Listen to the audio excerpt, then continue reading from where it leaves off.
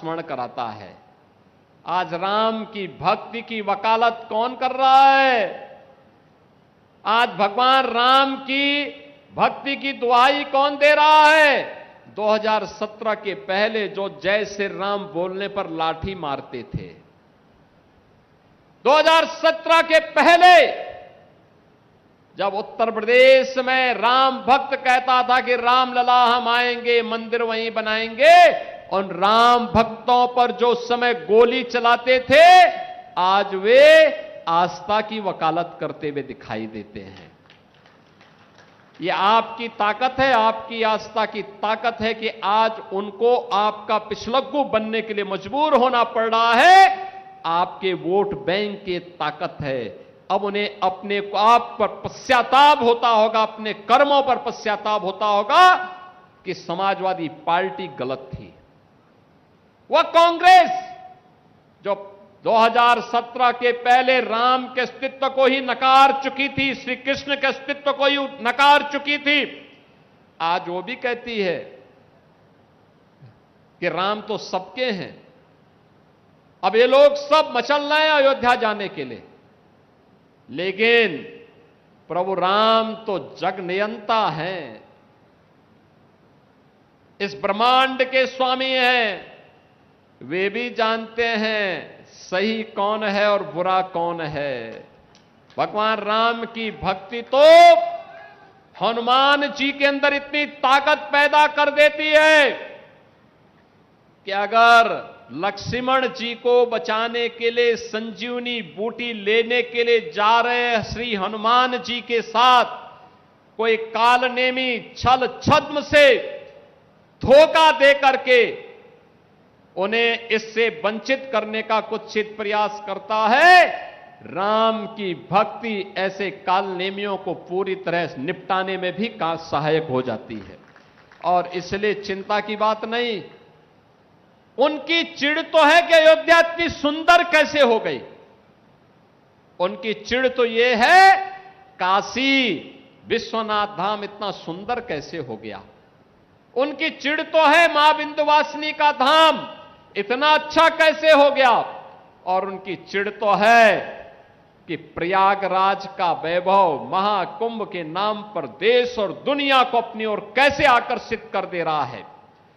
उनकी चिढ़ है नैमिषारण्य के विकास को लेकर, मथुरा वृंदावन को लेकर, सुख तीर्थ को लेकर, और जो हमारे विधायकों के द्वारा हर एक पौराणिक स्थल को और विरासत से जुड़े हुए स्थलों के पुनरुद्धार का कार्य हो रहा है।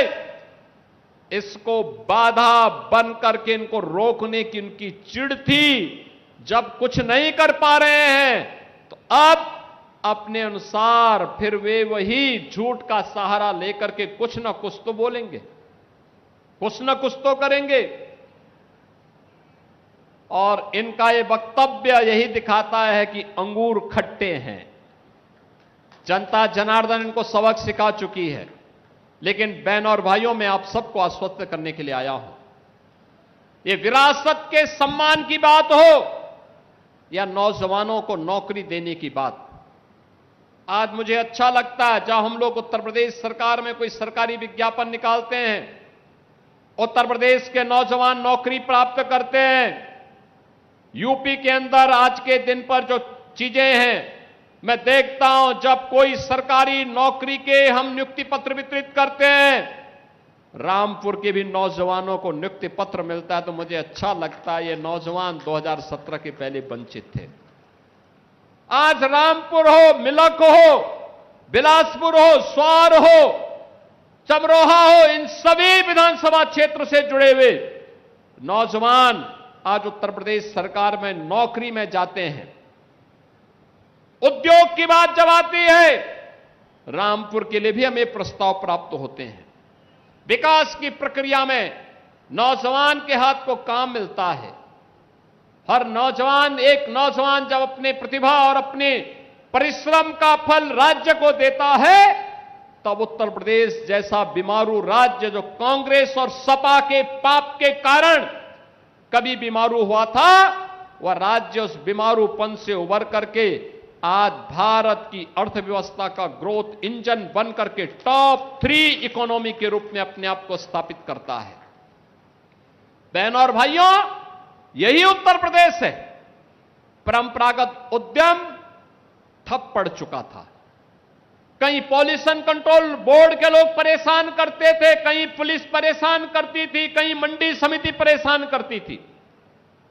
2017 के पहले रामपुर का पैच वर्क, रामपुर का जरी वर्क, रामपुर की वायलिन, इन सब के सामने अंधकार जैसा माहौल था। और आज मुझे बताते हुए प्रसन्नता है, उत्तर प्रदेश ने 1 डिस्ट्रिक्ट 1 प्रोडक्ट के माध्यम से रामपुर को भी, यहां के 1 डिस्ट्रिक्ट 1 प्रोडक्ट को भी और यहां के परंपरागत उद्यम को भी एक पहचान दी है। बहनों और भाइयों, आप अंदाजा इसी से लगा सकते हैं, चाकू अगर गलत व्यक्ति के हाथों में पड़ेगा तो उससे डकैती डालेगा। समाजवादी पार्टी रामपुर के चाकू का दुरुपयोग करके जनता की जमीनों पर कब्जा करती थी, जनता को प्रताड़ित करती थी, उन्हें हतोत्साहित करती थी, उनका शोषण करती थी। और उत्तर प्रदेश के अंदर जब बीजेपी की डबल इंजन सरकार आई तो यही चाकू जनता की सुरक्षा के लिए उपयोग में आ रहा है। और वही सुरक्षा का माहौल आज विकास का पर्याय बन रहा है। यही तो रामपुर का विकास है। हाईवे बन रहे हैं, एक्सप्रेसवे बन रहे हैं, रेलवे फ्लाईओवर बन रहे हैं, 3 मीटर की सड़क अब 7 मीटर की हो रही है, 10 मीटर की हो रही है, 4 लेन की हो रही है। जहां पे जो प्रस्ताव आया उस प्रस्ताव को हमने अपनी सहमति देकर के आगे बढ़ाने का काम किया है, क्योंकि प्रण एक ही है कि कोई भी वंचित न रहने पाए। विकास की प्रक्रिया में सभी लोगों को एक समान रूप से हम आगे बढ़ाएंगे। अब पिक एंड चूज नहीं होता है, पिक एंड चूज नहीं होता है कि बिजली सेफई में आएगी लेकिन पीलीभीत में नहीं आएगी। क्यों आएगी? तो 75 जनपदों में आएगी, एक साथ आएगी, सभी 350 तहसीलों में आएगी, सभी 825 विकास खंडों में आएगी। यहां पे जब श्रीमती राजबाला जी कह रही थी कि फायर स्टेशन स्थापित हुआ है, बहनों और भाइयों, हर तहसील पर सरकार का संकल्प है एक फायर स्टेशन की स्थापना करेंगे। जिनके प्रस्ताव आ गए हैं उनको हमने सहमति दे दी, स्वीकृति दे दी, धनराशि मुक्त कर दी। जहां पे इंटर कॉलेज की आवश्यकता थी इंटर कॉलेज, जहां डिग्री कॉलेज की आवश्यकता थी डिग्री कॉलेज, जहां पॉलिटेक्निक की आवश्यकता थी पॉलिटेक्निक, जहां पे आईटीआई की आवश्यकता थी आईटीआई, पुराने पढ़ चुके विद्यालयों को, इंटर कॉलेजेस को प्रोजेक्ट अलंकार के माध्यम से बेसिक शिक्षा परिषद के विद्यालयों को ऑपरेशन कायाकल्प के माध्यम से एक नई ऊंचाई प्रदान करके भव्य स्वरूप प्रदान किया जा रहा है। अब विकास रुकने वाला नहीं है, विकास थमने वाला नहीं है। नौजवान के जीवन के साथ कोई खिलवाड़ नहीं कर सकता। अब कोई किसी बहन के खिलाफ अपमानजनक टिप्पणी नहीं कर सकता, नहीं कर सकता है। बेटी की सुरक्षा में कोई सेंध नहीं लगा सकता है। अब लगाएगा तो उसको मालूम है कि इसके बाद आगे क्या होने जा रहा है। और इसलिए बहनों और भाइयों, अन्नदाता खुशहाल है, नौजवान रोजगार पाकर के आज प्रदेश के विकास में अपनी ऊर्जा का उपयोग कर रहा है। हमारा उद्यमी फिर से एमएसएमई वर्क के माध्यम से फिर से उत्तर प्रदेश को पहचान दिला रहा है। 96 लाख एमएसएमई यूनिट, हर एमएसएमई यूनिट को उत्तर प्रदेश सरकार ने 5 लाख रुपए का सुरक्षा बीमा का कवर भी कराया है। बहनों और भाइयों, राज्य सरकार कुछ कर गुजरने के लिए अपने उद्यमियों के साथ, अन्नदाता किसानों के साथ युवाओं के साथ, जनप्रतिनिधियों के साथ मिलकर के इन कार्यक्रमों को आगे बढ़ाने का काम कर रही है। और इसीलिए आज मुझे जब रामपुर की इन 2 विधानसभा क्षेत्रों में आने का अवसर प्राप्त हुआ है, मैं आप सभी रामपुर वासियों को इस बात के लिए आश्वस्त करता हूं कि बहनों और भाइयों, विरासत के संरक्षण का कार्य हो या विकास की प्रक्रिया को मजबूती के साथ आगे बढ़ाने का कार्य, बिना भेदभाव के सुरक्षा देने का कार्य हो या फिर बिना भेदभाव के शासन की योजना हर गरीब के लिए, हर नौजवान के लिए, हर महिला के लिए, अन्नदाता किसान के लिए और एमएसएमई यूनिट के लिए, उद्यमियों के लिए, व्यापारियों के लिए, जिनके लिए भी योजना है, उन सब तक योजना का लाभ पहुंचाने के लिए प्रधानमंत्री मोदी जी के मंत्र सबका साथ, सबके विकास के भाव के साथ सरकार कार्य करने को प्रतिबद्ध है।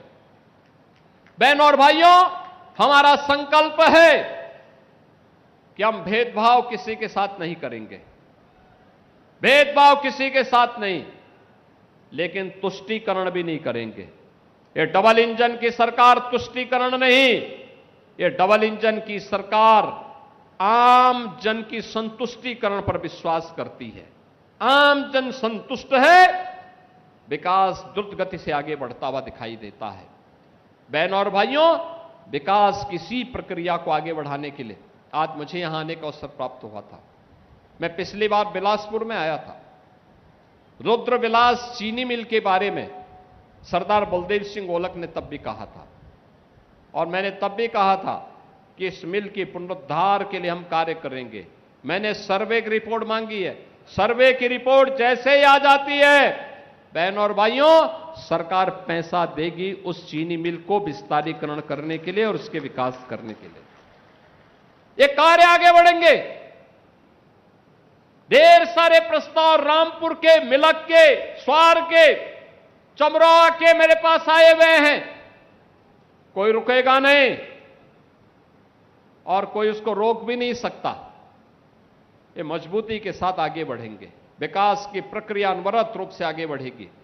मेरी आप सबसे अपील है, ये विकास इसलिए संभव हो पा रहा है, ये सुरक्षा इसलिए संभव हो पा रही है, अराजकता को नियंत्रण करने में इसलिए सफलता प्राप्त हो रही है क्योंकि डबल इंजन की बीजेपी की सरकार है। बिना भेदभाव के योजनाओं का लाभ हर गरीब को उपलब्ध करवाने का कार्य किया जा रहा है, लेकिन इसका श्रेय अगर किसी को जाता है तो आप सभी को जाता है, क्योंकि आपने अच्छे जनप्रतिनिधि चुने, अच्छे जनप्रतिनिधि चुने, अच्छे विधायक चुने। मिलक में आपने विधायक चुनी, विकास आ रहा है, गरीबों को लोक कल्याणकारी योजनाओं का लाभ मिल रहा है। नहीं तो ये राशन 2017 के पहले 2 महीने, 3 महीने में, 6 महीने में कभी किसी गरीब को मिल जाता था। अब हर महीने मिल रहा है और लखनऊ से हम ई-पॉस मशीन की मॉनिटरिंग करते हैं, वह राशन उतना मिल रहा है कि नहीं मिल रहा है। अगर कहीं गड़बड़ होता है, वहां मशीन हमें अलर्ट कर देती है, फिर छापेमारी होती है, कार्रवाई होती है। ये रसोई गैस का सिलेंडर 2017 के पहले सपना था, आज हर गरीब के पास सिलेंडर अपना है। ये है उस समय जो सपना था, आज वो सपना साकार हो रहा है। आयुष्मान भारत का 5 लाख रुपए का कार्ड 2017 के पहले सपना था, आज हर गरीब के पास आयुष्मान का कार्ड है। और जिनके पास कार्ड नहीं है, ये विधायक गण मेरे सामने पत्र प्रस्तुत कर देते हैं, मैं मुख्यमंत्री राहत कोष से उनको पैसा उपलब्ध कराता हूं उपचार के लिए। जितना पैसा लगता है हम पूरा पैसा उपलब्ध करवा देते हैं। बहनों और भाइयों, जब सरकारें अच्छी आती हैं तो विकास भी अच्छा होता है, गरीबों का कल्याण होता है।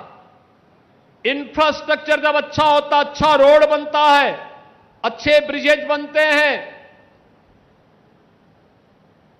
तो ये आपके 4 व्हीलर के, आपके 2 व्हीलर की स्पीड को नहीं बढ़ाता है, अर्थव्यवस्था की स्पीड को भी यह बढ़ाता है। अर्थव्यवस्था किस गति से आगे बढ़नी है, यह तय करता है आपका इंफ्रास्ट्रक्चर। अगर इंफ्रास्ट्रक्चर कमजोर है तो इकोनॉमी भी गर्त की तरफ जाती है और दुर्गति की ओर लेके जाती है। अर्थव्यवस्था गर्त में जाने का मतलब सामान्य नागरिकों को दुर्गति की ओर धकेलना। अच्छा इंफ्रास्ट्रक्चर है, उसमें गति है, तो वह गति ही अर्थव्यवस्था की प्रगति का, समृद्धि का कारण बनता है। आम नागरिक के जीवन में वही संतुष्टि का कारण भी बनता है, उनकी प्रगति का वही कारण भी बनता है। और वही प्रगति के साथ जोड़ने के लिए आज डबल इंजन की सरकार ये सभी कार्य कर रही है। अभी तो आपने देखा होगा ये 4 लेन की कनेक्टिविटी आपकी अच्छी हुई है। अभी गोरखपुर शामली इकोनॉमिक कॉरिडोर ये भी रामपुर से होते हुए निकल रहा है। बहन और भाइयों, यह गोरखपुर से सिलीगुड़ी को भी जोड़ेगा और शामली को पानीपत के साथ जोड़ करके विकास को और मजबूत करने जा रहा है। यानी आने वाले समय में विकास की प्रक्रिया और मजबूती के साथ आगे बढ़ेगी। मैं आज के इस अवसर पर इस 777 करोड़ रुपए की परियोजना के लिए इन दोनों विधायकों को हृदय से धन्यवाद देता हूं। आप सभी जनता जनार्दन को और दोनों विधानसभाओं को, वहां की जनता जनार्दन को हृदय से बधाई देता हूं और विश्वास करता हूं अच्छे जनप्रतिनिधि चुनोगे तो विकास भी होगा, गरीब कल्याणकारी कार्यक्रमों को भी आगे बढ़ाने में मदद मिलेगी और साथ साथ सुरक्षा का बेहतर वातावरण दिलाने में मदद मिलेगी। इसी विश्वास के साथ आप सबके प्रति मेरी मंगलमय शुभकामनाएं हैं और विश्वास करता हूं कि आप सब विकास की प्रक्रिया के साथ इसी मजबूती के साथ जुड़े रहेंगे। आप सभी के प्रति मेरी मंगलमय शुभकामनाएं हैं। धन्यवाद। जय हिंद, जय जय श्री राम। भारत माता की, भारत माता की, भारत माता की। मित्रों, हम सब आह्लादित हैं कि उत्तर प्रदेश के माननीय मुख्यमंत्री महोदय आदरणीय योगी आदित्यनाथ जी ने रामपुर को आज तोहफा दिया है।